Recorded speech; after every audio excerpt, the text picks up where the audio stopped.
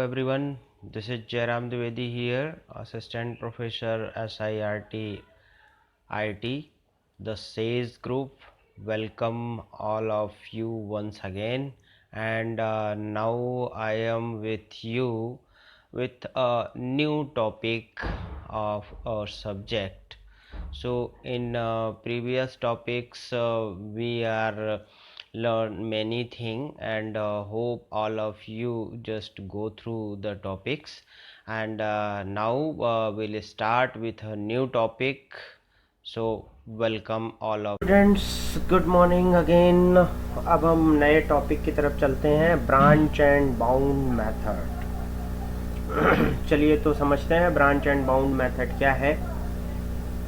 तो देखिए, branch and bound method क्या है। Branch and bound is a general algebraic method for finding the optimal solutions of a various optimization problem। कई सारे optimisation problem के solution है एक ब्रांच एंड बाउंड। अपन लोग कई सारी मेथड्स पढ़ चुके हैं, ध्यान दीजिएगा।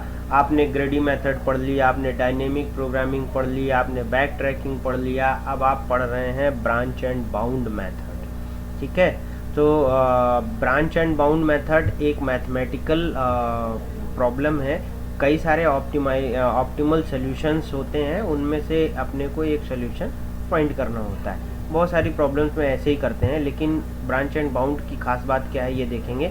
Branch and bound method is a general optimisation techniques that applies where the greedy method and dynamic programming is not able to apply.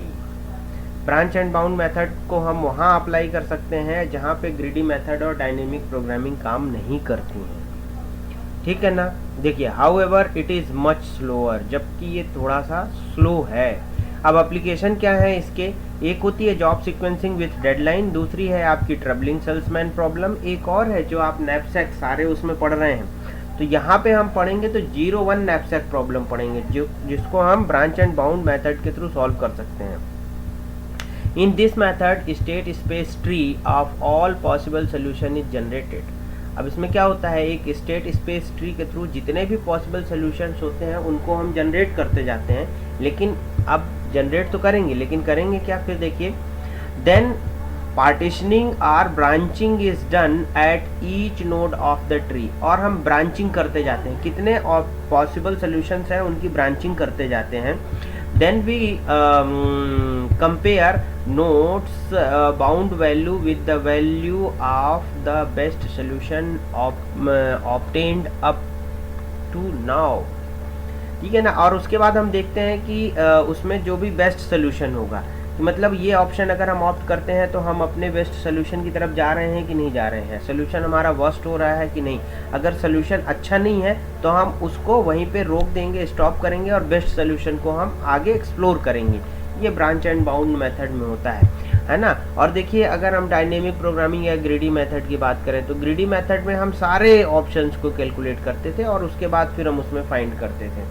ठीक है, लेकिन इसमें क्या होगा कि हम अपने रिजल्ट्स के साथ में कंपेयर करते जाएंगे कि देखिए हमें इसमें बेस्ट सोल्यूशन मिलेगा, उसी को एक्सप्लोर करना है, बाकियों को हम उसको निगलेक्ट कर देंगे, नहीं करेंगे हम, है ना। If the bound value of some node is better than the best solution then that corresponding node is not explored. देखिए, मैंने बोला जो आपको not explored, it is also called branch is pruned there, वहीं पे हम उसको ब्रेक कर देंगे।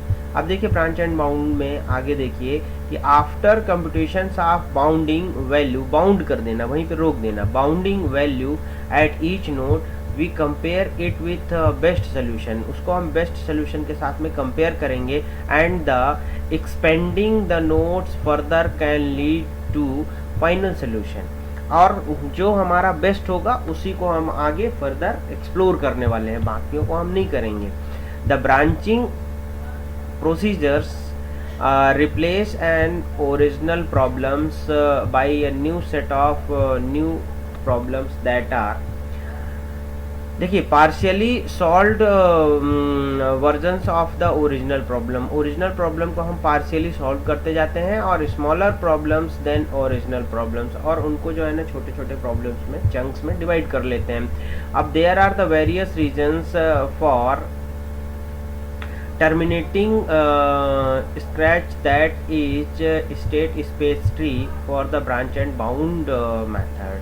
The value of the node bound is better than the best solution and there is no feasible solution. यहाँ पे कोई feasible solution नहीं है, जो भी आएगा वो फाइनल रिजल्ट के बाद. feasible solution की बात क्यों नहीं करते? क्योंकि हम एक्सप्लोर ही नहीं करेंगे, हम उसी को एक्सप्लोर करेंगे जिसमें हमें फाइनल रिजल्ट मिलने वाला है. बाकियों को हम रिजल्ट नहीं कैलकुलेट करेंगे, हम सिर्फ इंटरमीडिएट कैलकुलेट करेंगे कि इसके बाद ये रिजल्ट और उसको कंपेयर कर लेंगे. ठीक है ना, हम फाइनल रिजल्ट तक देखिए. अब यहाँ पे एक चीज़ समझिएगा, ठीक है ना, कि there is no feasible solution. Feasible solution कब मिलेगा? जब हम सारे स्टेप्स को कैलकुलेट करके और एक पर्टिकुलर सोल्यूशन पे जाएंगे तब. लेकिन हम इसमें पूरा कर ही नहीं रहे हैं. हम क्या कर रहे हैं, एक स्टेप सॉल्व किया और जितने ऑप्शन है उन ऑप्शन को कंपेयर किया, जो बेटर है उसी को एक्सप्लोर कर रहे हैं. मतलब हम रिजल्ट जो है ना फाइनल उसी को एक्सप्लोर करेंगे जो सॉल्व हो रहा है. ठीक है ना, बाकी में हम ध्यान नहीं देंगे. The new better solution is obtained rather than the continuous further को अपने कंटिन्यू ही नहीं करना है. एग्जाम्पल देखिए, 0-1 नैपसैक प्रॉब्लम. 0-1 नैपसैक प्रॉब्लम को हम ब्रांच एंड बाउंड मेथड के थ्रू सॉल्व करते हैं. अब 0 और 1 क्यों बोला है इसको, ये समझ लीजिएगा. 0 और 1 इसलिए बोला क्योंकि यहाँ पे पार्शियल सिलेक्शन नहीं होगा. Either we can select the item और we can reject the item. If we reject the item, we code that item by 0, and if we select the item, then the item can be coded by 1. Okay, so either we can select or we can reject. ठीक है, no partial opting of items is allowed here in this branch and bound method. So this is the problem.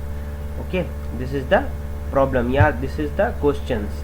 So these are the four number of items, 4 varieties are here, and their respective weights is given 4, 7, 5 and 3, and the values of these items were also defined here, and the capacity of our knapsack is 10. Only the weight 10 is allowed. ठीक है ना, more than this weight we can't select the item. So the selected item limit is 10. Okay, so just how we can solve it, you just see. Okay, the value, how this value is given here. So 4, so this 40, so 4 into 10 is equal to 40. Okay, and 7 6 ja 42, 5 5 ja 25, 3 4 ja 12. So such type of values is given here. So this is the value upon weight. Value and divided by weight is equal to this is the value is given here 10, 6, 5 and 4. Okay, so you just see how we can solve this 0-1 knapsack problem. Okay, so you just see now we have to calculate the upper bound for each node by using the formula. By using this formula we can calculate the upper bound value. So v, small v means the value plus capital weight which is allowed to the 10, and the selected weight which is w. That is multiplied by value vi plus 1 divided by wi plus 1 as we can select the items. देखिए, अब यहाँ पे देखिए, सबसे पहले हमारे पास capacity कितनी है, 10. ओके, हमारे पास कैपेसिटी कितनी है, 10 कैपेसिटी है. अब यहाँ पे देखिए अपर बाउंड हमारे पास है 100 है हमारे पास अपर बाउंड. अब इस अपर बाउंड में हम देखते हैं कि कितना हम बचाते हैं और कितना हम ख़त्म कर देते हैं. ठीक है ना. अभी देखिए हमारे पास जो हमारा नैपसैक है उसमें कोई भी वेट नहीं है और कोई भी वैल्यू नहीं है ना, कुछ भी नहीं है, 0 है. तब हम कैसे कैलकुलेट कर रहे हैं, हमारा जो अपर बाउंड होगा वो 0 प्लस 10 मीन्स कैपिटल W. ये देखिए फॉर्मूला लिखा है 10 माइनस 0 इंटू 10. वैल्यू आ रहा है हमारा 40 था ना, तो 40 is divided by 4 that is 10. सो यहाँ पे हमारे पास अभी आया 100.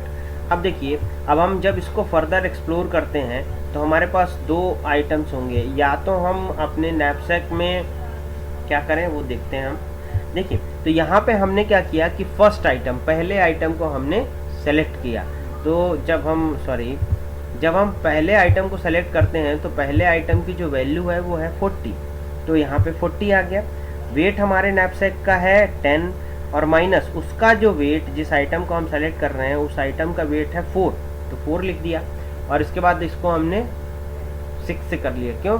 क्योंकि VI अपॉन WI है, ठीक है। तो VI एंड WI कितना हो गया इसका